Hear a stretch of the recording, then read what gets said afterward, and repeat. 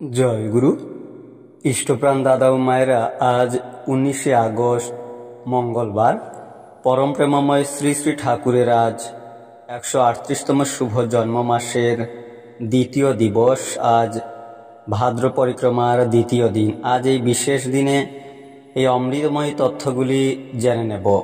শ্রী শ্রী ঠাকুরের 5 বছর বয়সে হাতে কড়ির পর পড়াশোনা শুরু হয় বাড়ির কাছেই কাশীপুর হাটে কৃষ্ণচন্দ্র বৈরাগীর পাঠশালায়। পরে শ্রী শ্রী ঠাকুর যথাক্রমে Pabna institution, Raipura high school এবং নৈহাটি মহেন্দ্র হাই স্কুলে পড়াশোনা করেন।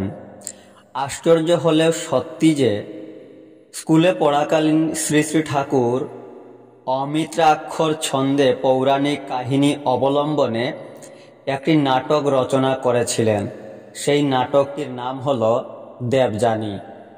শ্রী শ্রী ঠাকুর যখন কলকাতার বউবাজার স্ট্রিটে অবস্থিত ন্যাশনাল মেডিকেল স্কুলে ডাক্তারি পড়তেন, তখন বেশিরভাগ সময় তিনি কলকাতার গ্রে স্ট্রিটে একটি কয়লার গুদামে থাকতেন। নিদারুণ অভাবের তাড়নাতেই ওই রকম জায়গায় শ্রী শ্রী ঠাকুরকে থাকতে হয়েছিল। ডাক্তারি পড়াকালীন এমন সময় শ্রী শ্রী ঠাকুর কাটিয়েছেন যখন তাকে সারা রাত শুধুমাত্র কলের জল খেয়ে কাটাতে হয়েছিল। কলকাতার গ্রে স্ট্রিট এখন শোভাবাজার এলাকায় অরবিন্দ সরণি নামে পরিচিত।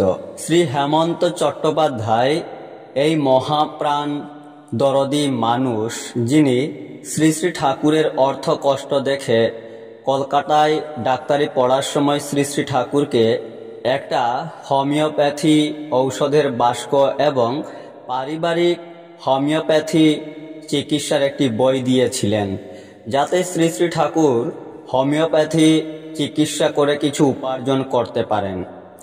নৈহাটি মহেন্দ্র হাই স্কুলে পড়াকালীন টেস্ট পরীক্ষায় পাশ করেও শ্রী শ্রী ঠাকুর প্রবেশিকা অর্থাৎ এন্ট্রান্স পরীক্ষা দিতে পারেননি। তার কারণ হল শ্রী শ্রী ঠাকুরের এক সহপাঠী পরীক্ষার ফিস জোগাড় করতে না পারায় শ্রী শ্রী ঠাকুর নিজের পরীক্ষার ফিসের টাকা সেই বন্ধুকে দিয়ে দেন।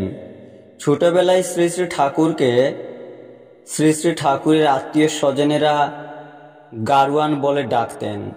ছোটবেলায় ঠাকুর লাঠি নিয়ে থাকতেন এবং লাঠি নিয়ে খেলতে খুব ভালোবাসতেন।